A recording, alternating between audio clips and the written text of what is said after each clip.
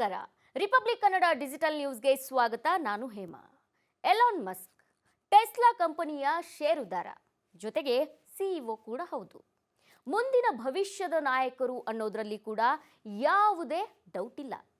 ಇದೀಗ ಎಲಾನ್ ಮಸ್ಕ್ಗೆ ಮಸ್ತ್ ಪ್ಯಾಕೇಜ್ ಸಿಕ್ಕಿದೆ. ವಿಶ್ವದಲ್ಲೇ ಯಾವ ಉದ್ಯೋಗಿಗೂ ನೀಡದ ಸಂಬಳವನ್ನ ಎಲಾನ್ ಮಸ್ಕ್ಗೆ ನೀಡೋದಕ್ಕೆ ಮುಂದಾಗಿದ್ದಾರೆ. ಎಸ್, ಎಲಾನ್ ಮಸ್ಕ್ಗೆ ಲಕ್ಷ ಅಲ್ಲ, ಕೋಟಿ ಅಲ್ಲ, ಬರೋಬ್ಬರಿ $1 ಟ್ರಿಲಿಯನ್ ವೇತನ ನೀಡಲು ಟೆಸ್ಲಾ ಷೇರುದಾರರು ಒಪ್ಪಿಗೆಯನ್ನ ನೀಡಿದ್ದಾರೆ.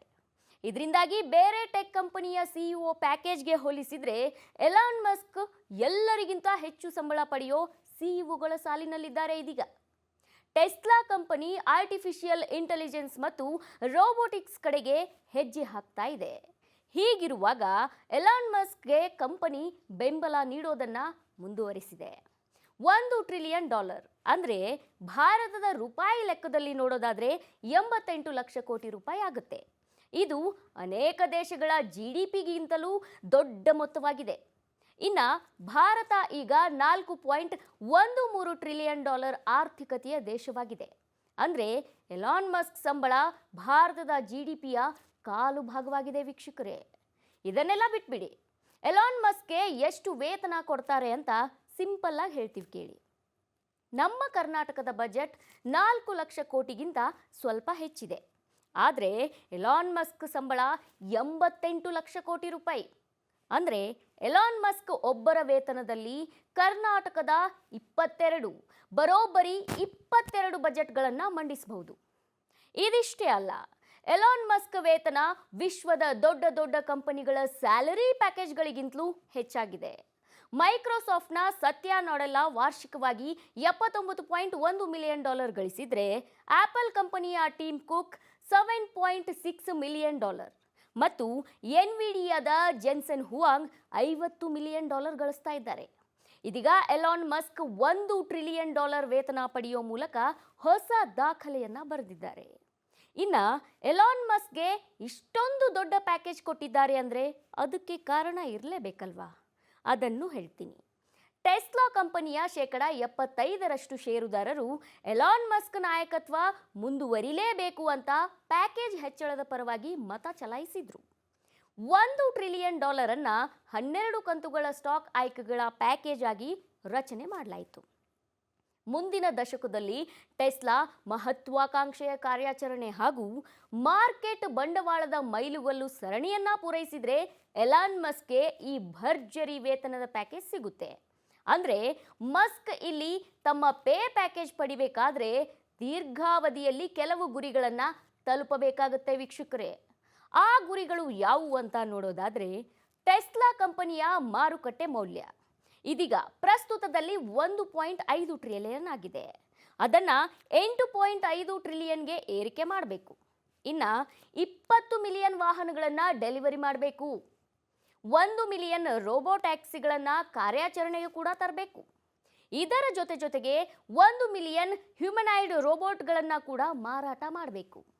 ಇನ್ನ ಟೆಸ್ಲಾ ಕೋರ್ ಲಾಭದ ರೂಪದಲ್ಲಿ 400 ಬಿಲಿಯನ್ಗಳಿಗಿಂತ ಹೆಚ್ಚು ಸಂಪಾದಿಸಬೇಕು. ಎಲಾನ್ ಮಸ್ಕ್ ಈ ಪ್ರತಿ ಗುರಿಯನ್ನ ಸಾಧಿಸಿದಾಗಲೂ ಕೂಡ ಕಂಪನಿ ಸ್ಟಾಕ್ನಲ್ಲಿ 1% ಪಾಲನ್ನ ಪಡಿತಾರೆ. ಎಲ್ಲ ಗುರಿಗಳನ್ನ ಸಾಧಿಸಿದಾಗ ಮಸ್ಕ್ ಟೆಸ್ಲಾದಲ್ಲಿ ಹೆಚ್ಚುವರಿಯಾಗಿ 12% ಪಾಲನ್ನ ಪಡಿತಾರೆ. ಮಸ್ಕ್ ಅವರ ಮುಂದಿರೋ ಈ ಗುರಿ ಸಾಧಿಸೋದು ಸುಲಭ ಅಲ್ಲ. ಆದರೂ ಕೂಡ ಹೂಡಿಕೆದಾರರು ಟೆಸ್ಲಾದ ಭವಿಷ್ಯವನ್ನ AI ಮತ್ತು ರೋಬೋಟಿಕ್ಸ್ ಕ್ಷೇತ್ರಗಳಲ್ಲಿ ಮುನ್ನಡೆಸಬಲ್ಲ ಏಕೈಕ ವ್ಯಕ್ತಿ ಮಸ್ಕ್ ಅಂತ ವಿಶ್ವಾಸವನ್ನ ವ್ಯಕ್ತಪಡಿಸಿದ್ದಾರೆ. ಹೀಗಾಗಿ ಈ ಪ್ಯಾಕೇಜ್ಗೆ ಅನುಮೋದನೆ ದೊರೆತಿದೆ. ಇದಾಗಿತ್ತು ಇವತ್ತಿನ ರಿಪಬ್ಲಿಕ್ ಕನ್ನಡ ಡಿಜಿಟಲ್ ಸ್ಪೆಷಲ್. ನೋಡ್ತಾ ಇರಿ ರಿಪಬ್ಲಿಕ್ ಕನ್ನಡ, ಇದು ನಿಮ್ಮ ಧ್ವನಿ. ನಮಸ್ಕಾರ.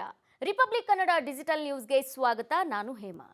ಎಲಾನ್ ಮಸ್ಕ್ ಟೆಸ್ಲಾ ಕಂಪನಿಯ ಷೇರುದಾರ, ಜೊತೆಗೆ ಸಿಇಒ ಕೂಡ ಹೌದು. ಮುಂದಿನ ಭವಿಷ್ಯದ ನಾಯಕರು ಅನ್ನೋದ್ರಲ್ಲಿ ಕೂಡ ಯಾವುದೇ ಡೌಟ್ ಇಲ್ಲ. ಇದೀಗ ಎಲಾನ್ ಮಸ್ಕ್ಗೆ ಮಸ್ತ್ ಪ್ಯಾಕೇಜ್ ಸಿಕ್ಕಿದೆ. ವಿಶ್ವದಲ್ಲೇ ಯಾವ ಉದ್ಯೋಗಿಗೂ ನೀಡದ ಸಂಬಳವನ್ನ ಎಲಾನ್ ಮಸ್ಕ್ಗೆ ನೀಡೋದಕ್ಕೆ ಮುಂದಾಗಿದ್ದಾರೆ. ಎಸ್, ಎಲಾನ್ ಮಸ್ಕ್ಗೆ ಲಕ್ಷ ಅಲ್ಲ, ಕೋಟಿ ಅಲ್ಲ, ಬರೋಬ್ಬರಿ $1 ಟ್ರಿಲಿಯನ್ ವೇತನ ನೀಡಲು ಟೆಸ್ಲಾ ಷೇರುದಾರರು ಒಪ್ಪಿಗೆಯನ್ನ ನೀಡಿದ್ದಾರೆ. ಇದರಿಂದಾಗಿ ಬೇರೆ ಟೆಕ್ ಕಂಪನಿಯ ಸಿಇಒ ಪ್ಯಾಕೇಜ್ಗೆ ಹೋಲಿಸಿದ್ರೆ ಎಲಾನ್ ಮಸ್ಕ್ ಎಲ್ಲರಿಗಿಂತ ಹೆಚ್ಚು ಸಂಬಳ ಪಡೆಯೋ ಸಿಇಒಗಳ ಸಾಲಿನಲ್ಲಿದ್ದಾರೆ ಇದೀಗ. ಟೆಸ್ಲಾ ಕಂಪನಿ ಆರ್ಟಿಫಿಷಿಯಲ್ ಇಂಟೆಲಿಜೆನ್ಸ್ ಮತ್ತು ರೋಬೋಟಿಕ್ಸ್ ಕಡೆಗೆ ಹೆಜ್ಜೆ ಹಾಕ್ತಾ ಇದೆ. ಹೀಗಿರುವಾಗ ಎಲಾನ್ ಮಸ್ಕ್ಗೆ ಕಂಪನಿ ಬೆಂಬಲ ನೀಡೋದನ್ನ ಮುಂದುವರಿಸಿದೆ. $1 ಟ್ರಿಲಿಯನ್ ಅಂದ್ರೆ ಭಾರತದ ರೂಪಾಯಿ ಲೆಕ್ಕದಲ್ಲಿ ನೋಡೋದಾದ್ರೆ 88 ಲಕ್ಷ ಕೋಟಿ ರೂಪಾಯಿ ಆಗುತ್ತೆ. ಇದು ಅನೇಕ ದೇಶಗಳ GDPಗಿಂತಲೂ ದೊಡ್ಡ ಮೊತ್ತವಾಗಿದೆ. ಇನ್ನ ಭಾರತ ಈಗ $4.13 ಟ್ರಿಲಿಯನ್ ಆರ್ಥಿಕತೆಯ ದೇಶವಾಗಿದೆ. ಅಂದ್ರೆ ಎಲಾನ್ ಮಸ್ಕ್ ಸಂಬಳ ಭಾರತದ GDPಯ ಕಾಲು ಭಾಗವಾಗಿದೆ ವೀಕ್ಷಕರೇ. ಇದನ್ನೆಲ್ಲ ಬಿಟ್ಬಿಡಿ, ಎಲಾನ್ ಮಸ್ಕ್ಗೆ ಎಷ್ಟು ವೇತನ ಕೊಡ್ತಾರೆ ಅಂತ ಸಿಂಪಲ್ ಆಗಿ ಹೇಳ್ತೀವಿ ಕೇಳಿ. ನಮ್ಮ ಕರ್ನಾಟಕದ ಬಜೆಟ್ 4 ಲಕ್ಷ ಕೋಟಿಗಿಂತ ಸ್ವಲ್ಪ ಹೆಚ್ಚಿದೆ. ಆದರೆ ಎಲಾನ್ ಮಸ್ಕ್ ಸಂಬಳ 88 ಲಕ್ಷ ಕೋಟಿ ರೂಪಾಯಿ. ಅಂದರೆ ಎಲಾನ್ ಮಸ್ಕ್ ಒಬ್ಬರ ವೇತನದಲ್ಲಿ ಕರ್ನಾಟಕದ 22 ಬಜೆಟ್ಗಳನ್ನು ಮಂಡಿಸಬಹುದು. ಇದಿಷ್ಟೇ ಅಲ್ಲ, ಎಲಾನ್ ಮಸ್ಕ್ ವೇತನ ವಿಶ್ವದ ದೊಡ್ಡ ದೊಡ್ಡ ಕಂಪನಿಗಳ ಸ್ಯಾಲರಿ ಪ್ಯಾಕೇಜ್ಗಳಿಗಿಂತಲೂ ಹೆಚ್ಚಾಗಿದೆ. ಮೈಕ್ರೋಸಾಫ್ಟ್ನ ಸತ್ಯ ನಾಡೆಲ್ಲಾ ವಾರ್ಷಿಕವಾಗಿ $79.1 ಮಿಲಿಯನ್ ಗಳಿಸಿದ್ರೆ, ಆಪಲ್ ಕಂಪನಿಯ ಟೀಮ್ ಕುಕ್ $7.6 ಮಿಲಿಯನ್ ಮತ್ತು ಎನ್ವಿಡಿಯಾದ ಜೆನ್ಸನ್ ಹುವಾಂಗ್ $50 ಮಿಲಿಯನ್ ಗಳಿಸ್ತಾ ಇದ್ದಾರೆ. ಇದೀಗ ಎಲಾನ್ ಮಸ್ಕ್ $1 ಟ್ರಿಲಿಯನ್ ವೇತನ ಪಡೆಯುವ ಮೂಲಕ ಹೊಸ ದಾಖಲೆಯನ್ನ ಬರೆದಿದ್ದಾರೆ.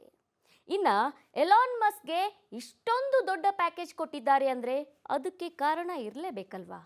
ಅದನ್ನು ಹೇಳ್ತೀನಿ. ಟೆಸ್ಲಾ ಕಂಪನಿಯ 75% ಷೇರುದಾರರು ಎಲಾನ್ ಮಸ್ಕ್ ನಾಯಕತ್ವ ಮುಂದುವರಿಲೇಬೇಕು ಅಂತ ಪ್ಯಾಕೇಜ್ ಹೆಚ್ಚಳದ ಪರವಾಗಿ ಮತ ಚಲಾಯಿಸಿದ್ರು. $1 ಟ್ರಿಲಿಯನ್ ಅನ್ನ 12 ಕಂತುಗಳ ಸ್ಟಾಕ್ ಆಯ್ಕೆಗಳ ಪ್ಯಾಕೇಜ್ ಆಗಿ ರಚನೆ ಮಾಡಲಾಯಿತು. ಮುಂದಿನ ದಶಕದಲ್ಲಿ ಟೆಸ್ಲಾ ಮಹತ್ವಾಕಾಂಕ್ಷೆಯ ಕಾರ್ಯಾಚರಣೆ ಹಾಗೂ ಮಾರ್ಕೆಟ್ ಬಂಡವಾಳದ ಮೈಲುಗಲ್ಲು ಸರಣಿಯನ್ನ ಪೂರೈಸಿದ್ರೆ ಎಲಾನ್ ಮಸ್ಕ್ಗೆ ಈ ಭರ್ಜರಿ ವೇತನದ ಪ್ಯಾಕೇಜ್ ಸಿಗುತ್ತೆ. ಅಂದ್ರೆ ಮಸ್ಕ್ ಇಲ್ಲಿ ತಮ್ಮ ಪೇ ಪ್ಯಾಕೇಜ್ ಪಡಿಬೇಕಾದ್ರೆ ದೀರ್ಘಾವಧಿಯಲ್ಲಿ ಕೆಲವು ಗುರಿಗಳನ್ನ ತಲುಪಬೇಕಾಗುತ್ತೆ ವೀಕ್ಷಕರೇ. ಆ ಗುರಿಗಳು ಯಾವುವು ಅಂತ ನೋಡೋದಾದ್ರೆ, ಟೆಸ್ಲಾ ಕಂಪನಿಯ ಮಾರುಕಟ್ಟೆ ಮೌಲ್ಯ ಇದೀಗ ಪ್ರಸ್ತುತದಲ್ಲಿ $1.5 ಟ್ರಿಲಿಯನ್ ಆಗಿದೆ. ಅದನ್ನ $8.5 ಟ್ರಿಲಿಯನ್ಗೆ ಏರಿಕೆ ಮಾಡಬೇಕು. ಇನ್ನ 20 ಮಿಲಿಯನ್ ವಾಹನಗಳನ್ನ ಡೆಲಿವರಿ ಮಾಡಬೇಕು. 1 ಮಿಲಿಯನ್ ರೋಬೋ ಟ್ಯಾಕ್ಸಿಗಳನ್ನ ಕಾರ್ಯಾಚರಣೆಗೆ ಕೂಡ ತರಬೇಕು. ಇದರ ಜೊತೆಗೆ 1 ಮಿಲಿಯನ್ ಹ್ಯೂಮನಾಯ್ಡ್ ರೋಬೋಟ್ಗಳನ್ನ ಕೂಡ ಮಾರಾಟ ಮಾಡಬೇಕು. ಇನ್ನ ಟೆಸ್ಲಾ ಕೋರ್ ಲಾಭದ ರೂಪದಲ್ಲಿ 400 ಬಿಲಿಯನ್ಗಳಿಗಿಂತ ಹೆಚ್ಚು ಸಂಪಾದಿಸಬೇಕು. ಎಲಾನ್ ಮಸ್ಕ್ ಈ ಪ್ರತಿ ಗುರಿಯನ್ನ ಸಾಧಿಸಿದಾಗಲೂ ಕೂಡ ಕಂಪನಿ ಸ್ಟಾಕ್ನಲ್ಲಿ 1% ಪಾಲನ್ನ ಪಡಿತಾರೆ. ಎಲ್ಲ ಗುರಿಗಳನ್ನ ಸಾಧಿಸಿದಾಗ ಮಸ್ಕ್ ಟೆಸ್ಲಾದಲ್ಲಿ ಹೆಚ್ಚುವರಿಯಾಗಿ 12% ಪಾಲನ್ನ ಪಡಿತಾರೆ.